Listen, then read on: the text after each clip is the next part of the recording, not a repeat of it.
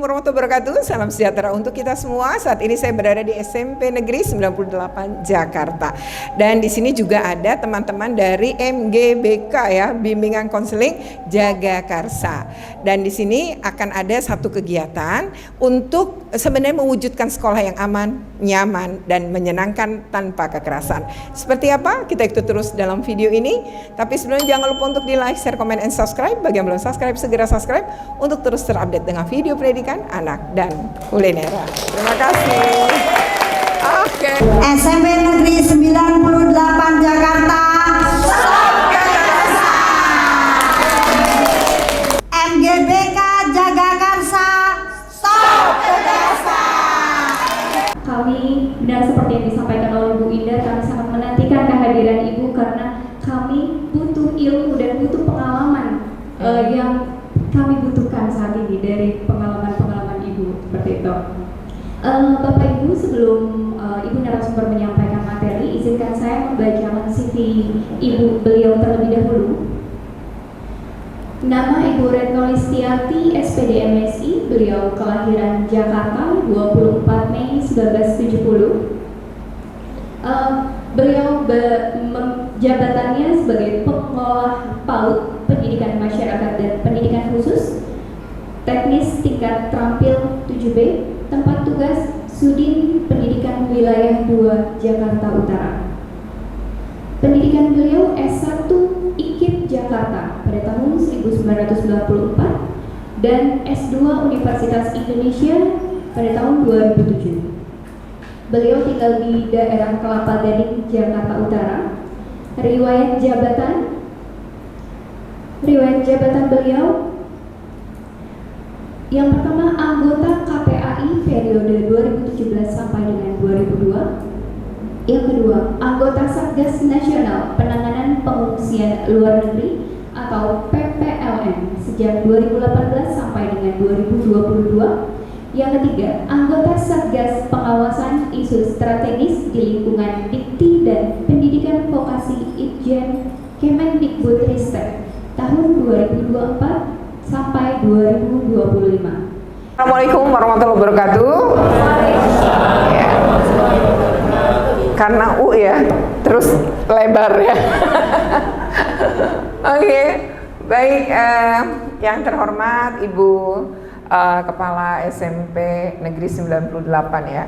Ternyata sebelahnya SMA ya Bu ya. 38 ya. Kemudian ternyata Ibu mengundang perwakilan juga dari beberapa sekolah ya. Makasih Bu. Baik, Bapak Ibu sekalian, pertama terima kasih dan sebuah kehormatan diundang oleh Bapak Ibu sekalian. Yang kedua, saya diminta ya sesuai surat ya, apa yang kemudian akan diharapkan oleh Bapak Ibu sekalian. Baik, saya akan langsung mulai aja karena sekarang udah jam segini dan Bapak Ibu kan sebenarnya jam pulangnya jam 15 ya. Oke. Nanti dikit-dikit lihat jam jadinya ya. Oke, baik Bapak Ibu.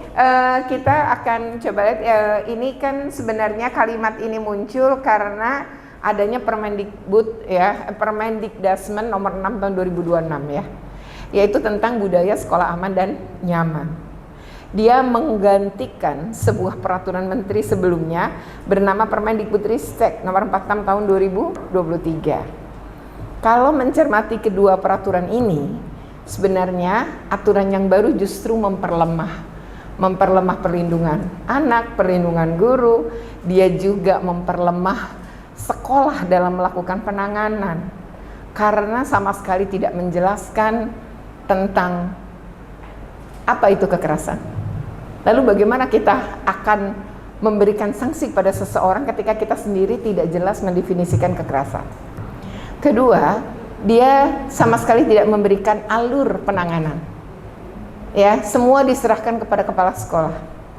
Kalau kepala sekolahnya bagus nih kayak Ibu yang paham hak-hak anak, bagaimana atau hak-hak guru, gimana kalau yang tidak memiliki perspektif korban?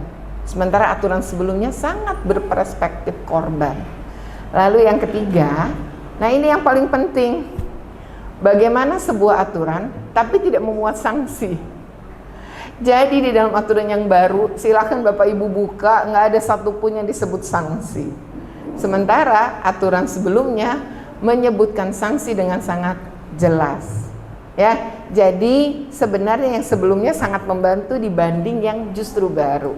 Tapi untuk Bapak Ibu yakin dan percaya, mari kita lihat dulu, betul nggak yang saya omong? Kan itu singkatnya kayak gitu, biar menjadi sebuah gambaran.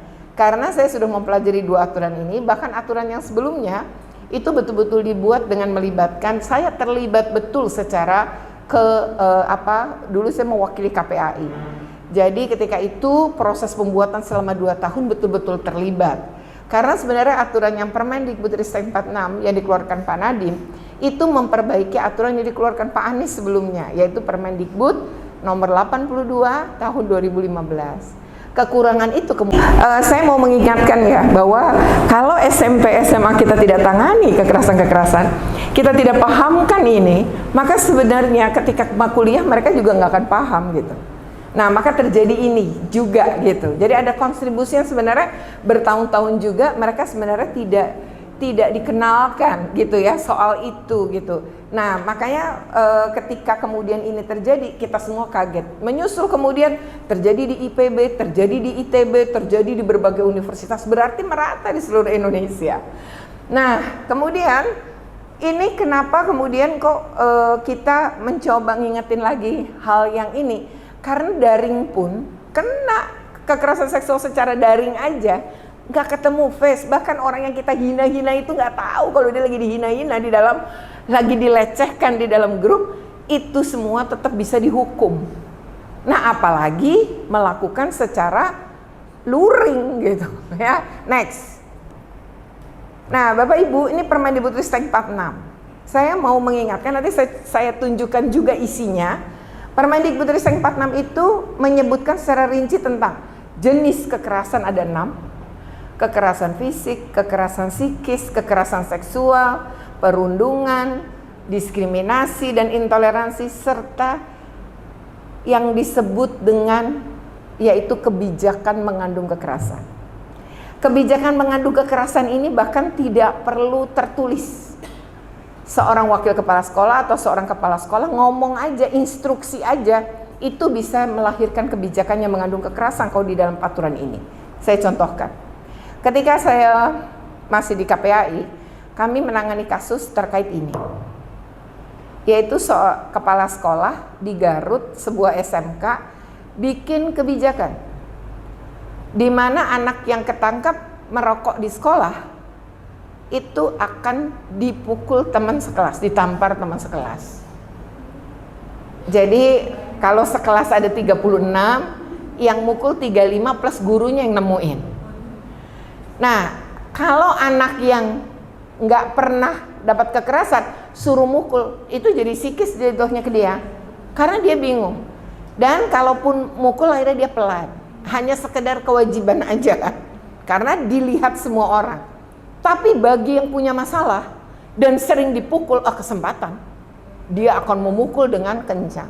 Siapa yang bisa mengukur dan dipukulnya bagian kepala, ini kepala ya dengan ribuan saraf di dalamnya, yang kemudian dipukul oleh 36 orang.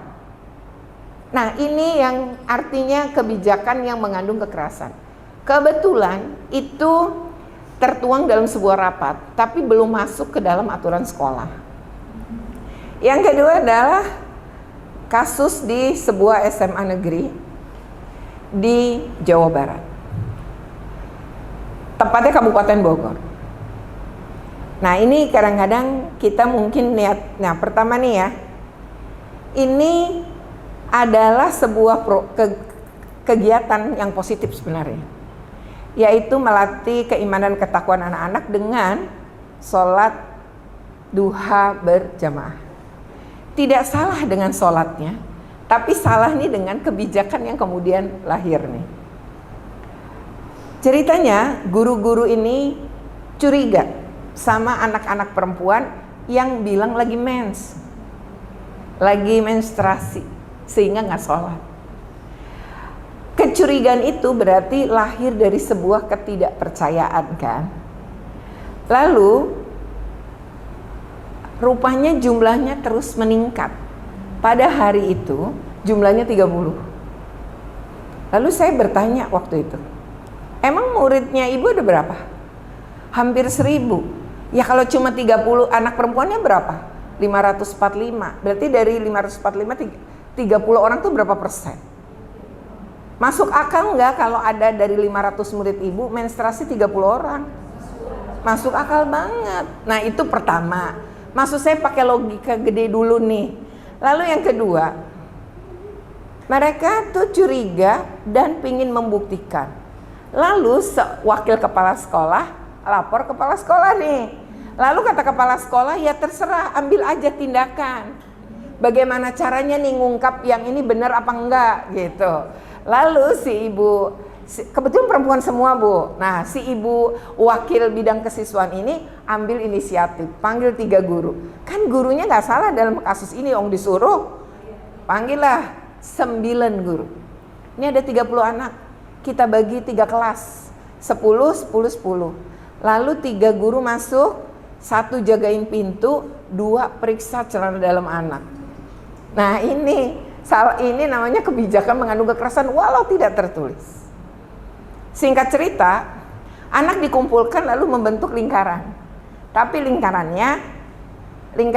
gini loh, misalnya ibu sama saya nih ya bu, kita punggung-punggungan bu, bentuk lingkaran. Paham gak maksud saya ibu? Ya. Tapi kalau misalnya saya nengok ke kanan, ini kan ada orang di kanan saya bisa lihat dong waktu dia buka celana dalam. Begitupun kiri saya. Dan begitupun ketika saya melakukannya, maka kiri kanan saya lihat kan. Terjadi nggak kekerasan psikis di situ? Terjadi nggak kekerasan seksual? Karena berkaitan dengan organ reproduksi. Nah, lalu di situ diperiksa. Terus saya tanya, terus kalau terbukti anak-anak mau diapain? Kebetulan nggak terbukti. Lah berarti 30-nya aja jujur nih. Itu aja udah sebuah kesalahan gitu kan.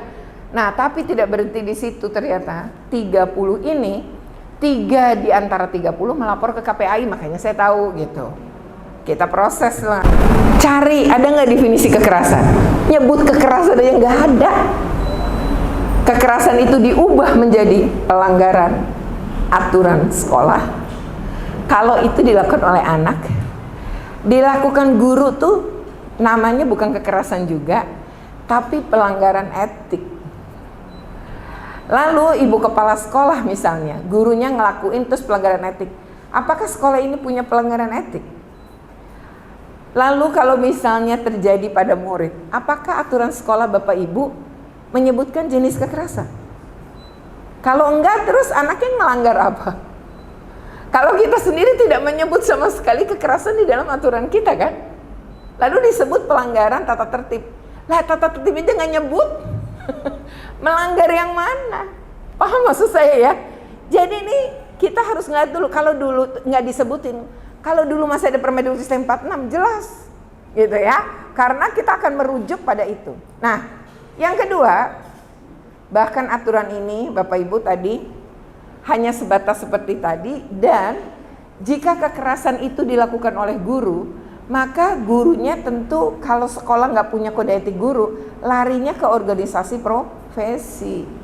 Berarti kepala sekolah harus menyerahkan kepada organisasi profesi Bapak Ibu kan? Pertanyaannya, apakah organisasi profesi ngaturkan kekerasan?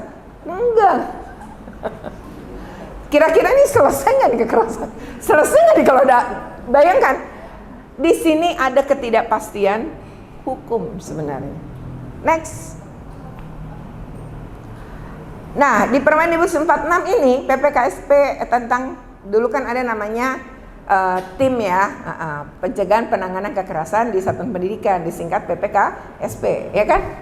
Nah, Ibu Bapak masih ingat. Nah, ini tuh secara rinci di dalam aturan ini, itu tim PPK ini memang diatur banget, mulai dari proses menerima laporan, melakukan pemeriksaan, menarik kesimpulan dan menyampaikan rekomendasi. Lalu agar sekolah tidak kebingungan, keluarlah Persekjen nomor M49 tahun 2023 tentang juknis pelaksanaan Permendikbud Sistem 46-nya coba. Itu udah dibikinin Bapak Ibu, nerima laporan format 1, menarik kesimpulan format 3, dibikinin kata-katanya. Jadi ibu bapak tinggal masukin hasil BAP, bagaimana memeriksa ada, bahkan bagaimana bapak ibu memanggil anak karena pelanggaran, ada surat contohnya. Nah, ketika bapak ibu harus merujuk, oh ini nggak bisa diselesaikan sekolah tapi harus dirujuk karena anak korban mengalami masalah psikologi berat, maka rujukan juga ada. Sebegitu lengkapnya aturan ini, diilangin tiba-tiba, coba bayangkan. Itu kan kayak mobil ngerem mendadak ya, ngerem mendadak gitu, terus di jalan yang buruk. Nah itu jadi oleng lah nih, sebenarnya oleng penanganan kekerasan begitu ini hilang ya. Berikutnya, metode rujukan untuk ke psikolog itu betul-betul diatur petunjuk teknisnya di sini. Dan aturan ini menyebut peran pemerintah daerah, sehingga pemerintah daerah punya kewajiban menolong dan membantu sekolah ketika menghadapi kasus-kasus kekerasan yang tidak mungkin diselesaikan oleh sekolah. Misalnya, ternyata anak ini melakukan kekerasan tuh lantaran pengasuhan di rumah dia penuh kekerasan. Nah, kan nggak mungkin sekolah melakukan konseling untuk orang tua kan? Maka di situ adalah tugas pemerintah daerah. Coba. Sampai sebegitunya ini aturan begitu jelas. Next. Ya, sementara Permendikbudristek nomor 6 ya tahun 2026 yang baru ini tentang budaya sekolah aman dan nyaman sama sekali tidak memberikan juknis. Menyerahkan semua pada kepala sekolah. Semua urusan penanganan diselesaikan oleh kepala sekolah. Kalau kepala sekolahnya paham akan baik, tapi kalau kepala sekolahnya tidak paham, dan banyak sekali kepala sekolah, saya tidak menyebutkan wilayah, tidak menyebutkan apa, tapi sebenarnya kalau melihat banyak kasus, kadang-kadang kepala sekolah juga mendapat tekanan untuk menjaga citra sekolah. Akhirnya tidak pernah berpihak kepada korban. Nah, ini akan kembali seperti masa lalu gitu. Next. Nah, tidak ada sanksi. Coba Bapak Ibu kalau nggak percaya, besok betul-betul print ya. Coba cari sanksi kalau ketemu di Permen 6 tahun 2026. Ya, silakan cari, nggak ada yang namanya sanksi. Semua diserahkan ke sekolah. Mekanismenya terserah sekolah. Ini susah jadinya. Karena banyak sekolah juga gagap dalam penanganan kekerasan. Kan saya ngedampingin banyak gitu. Jadi saya paham banget. Nah, lalu di Permendikbudristek 6 ini juga ya, karena dia tidak mengatur sanksi, maka semua diserahkan ke sekolah. Tapi kalau Bapak Ibu mau merujuk pada Permendikbud 46, itu harus Bapak Ibu jadikan aturan sekolah. Kalau terkait dengan penanganan harus Bapak Ibu jadikan SOP. Jadi kekerasan-kekerasan yang banyak itu masukkan dulu ke dalam aturan sekolah.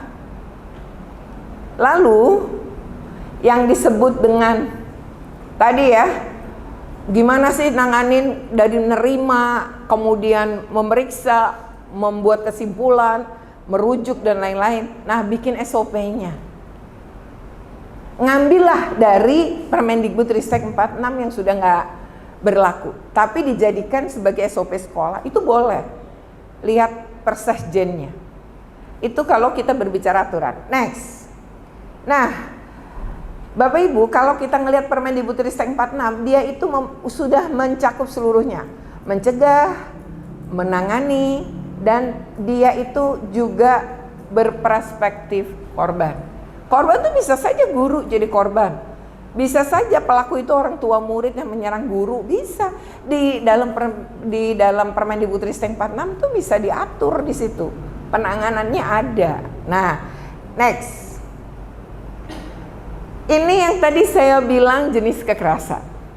Kan tadi saya ngomong gitu atas dasar analogi setelah semua dipelajarin ya, kesimpulan besarnya. Kan saya lagi memberikan analisa secara deduktif ya, ngomong umum dulu baru saya ke khusus nih. Nah, Bapak Ibu coba lihat, ini adalah Permendikbudristek 46. Kekerasan rinci banget tuh sama dia. Fisik, psikis, perundungan, seksual, diskriminasi, intoleransi, kebijakan mengandung kekerasan. Bahkan bentuk kekerasan dapat dilakukan secara fisik, verbal, nonverbal, atau melalui media. teknologi informasi. Jadi daring. Itu disebutkan di sini. Next. Gak apa-apa. Saya ini kan. Mana ya? Enter ya. Oke. Sekarang kalau kita berbicara kekerasan, jenis-jenis kekerasan tadi sudah disebut. Mereka permen ini ngerinci lagi. Mari kita lihat. Kekerasan fisik dapat berupa tawuran. Kalau tawuran berarti perkelahian massal ya. Kalau tawuran itu sebenarnya kita nggak bisa bilang ada korban dan pelaku, karena kan dua-duanya bisa jadi korban dan bisa jadi pelaku kan. Kalau kita bisa nusuk, berarti kita pelaku. Yang kita tusuk jadi korban. Padahal dua-duanya punya peluang juga nusuk. Artinya itu perkelahian massal atau disebut tawuran. Kalau Bapak Ibu mendapatkan anak-anak yang tawuran, berarti semuanya mesti diberi sanksi. Karena sudah berniat, sudah bawa, dan dia bisa saja jadi pelaku. Walau dia saat itu jadi korban, dia juga salah dalam pelibatan dalam perkelahian gitu. Lalu penganiayaan dan perkelahian, dibedain kan sama dia? Yang massal, yang sekarang yang sendirian nih. Perkelahian, misalnya saya berkelahi dengan ibu, ini sama-sama murid nih. Saya mukul, ibu balas, itu namanya berkelahi. Balas-balasan kita, itu namanya kelahi.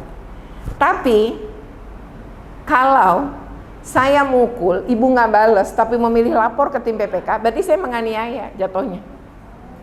Berarti kalau berkelahi, dua-duanya juga harus diberi sanksi. Tapi kalau penganiayaan, yang diberi sanksi saya aja. Sebegitunya aturan ini ngajarin kita. Ya, ini aturan yang lama yang udah dihilangin. Aturan yang baru nggak nyebut ini, ya sama sekali nggak ada. Ya, nah eksploitasi ekonomi melalui kerja paksa untuk memberikan keuntungan ekonomi bagi pelaku. Bapak Ibu, saya dulu waktu jadi kepala sekolah di SMA Negeri 3, murid saya itu bikin pensi. Lalu pensi itu datengin artis terkenal. Lama-lama dia bisa melakukan hal yang membahayakan seperti kasus Tangsel ini. SMP 19. Hari itu anak yang sering dibully ini oleh si pelaku dan anak-anak yang lain menyaksikan kok. Itu tuh dipukul pakai kursi. Sementara kursi murid itu pakai besi. Kena kepala. Hari itu dia sempat pingsan, bawa ke UKS, pulang, tapi besoknya itu dia udah nggak sekolah. Ternyata dia mengalami pusing, terus akhirnya orang tuanya demam, akhirnya orang tuanya membawa ke rumah sakit dan itu langsung masuk ICU. Ternyata mengalami pendarahan pada otak. Jadi di dalam kan lukanya. Anak itu setelah seminggu 5 hari sebenarnya meninggal dunia. Yaitu sama dengan pembunuhan. Gitu, ya. Nah, lalu misalnya kasus di Indonesia Timur. Ini si bapak guru olahraga kesel nih, namanya murid-murid SD ya. Kan misalnya habis olahraga suka petakilan kemana-mana kan anak-anak kita gitu ya. Nah rupanya udah dipanggil berkali-kali, ini 3 anak juga nggak ini. Bapaknya akhirnya menghukum. Nah di sana tuh kan kalau itu ngambil batu banyak ya. Ngambil batu lalu mukul kepala. Dan akhirnya anak itu pun sama. Besoknya dia dibawa ke rumah sakit karena tidak sadar kemudian pas sampai di rumah. Lalu dibawa ke rumah sakit, puskesmasnya menolak, terus dirujuklah maksudnya nggak bisa nanganin jadi harus ngerujuk, dan ternyata juga masuk ruang ICU dan kemudian juga meninggal dunia. Dia 7 hari setelah peristiwa. Itu juga kategorinya pembunuhan karena setelah itu gurunya kan mesti diproses hukum untuk kasus pembunuhan. Ya itu. Nah kekerasan psikis. Bapak Ibu di sini psikis itu demikian dirinci: pengucilan, penolakan, pengabaian, penghinaan, penyebaran rumor. Kan bisa kita dibilang, ini terutama anak SMA ya. Dia kan suka open BO, tahu gitu ya. Misalnya itu rumor, tapi menyebar. Atau misalnya kan ada anak laki-laki yang ngomongnya agak melambai ya Pak. lalu dibilang dia kan homo tahu gitu loh. Nah itu tuh penyebaran rumor itu termasuk kekerasan psikis. Jadi kalau yang dirumorin nggak terima, boleh lapor. Lalu setelah dibuktiin, emang kamu udah bisa buktiin bahwa dia itu LGBT, kok kamu ngomong-ngomong LGBT? Enggak, berarti dia salah. Yang merumorkan itu penyebaran rumor, pemerasan, pemalakan ya kalau anak-anak ya, panggilan yang mengejek, kurus dipanggil triplek gitu kan, saking tipis gitu ya, hitam, keling gitu kan. Ibu jadi jangan hati-hati juga jadi guru. Yang keling sini, itu hati-hati. Kan harus nanya, nama kamu siapa nak? Nggak usah ditekankan, kamu yang hitam, namanya siapa? Kan nggak perlu. Atau gemuk, ya tapi dipanggil gemrot gitu kan, sampai lupa namanya gitu. Nah gara-garanya siapa tuh namanya pas sudah lulus? Gak tahu siapa, kita biasa manggil dia gemrot gitu kan, jadi nggak kedengeran tuh namanya. Itu nggak boleh, panggilan mengejek. Oke ya, demikian video ini. Saya mengapresiasi ya pihak SMP Negeri 98 Jakarta, yaitu kepala sekolah maupun jajarannya, serta semangat dari teman-teman MGMP yang itu bimbingan konseling ya. Semoga ini bermanfaat. Jika benar, jangan lupa untuk di like, share, komen, dan subscribe. Bagi yang belum subscribe, segera subscribe untuk terus terupdate dengan video pendidikan anak dan kulineran. Terima kasih. Wassalamualaikum warahmatullahi wabarakatuh.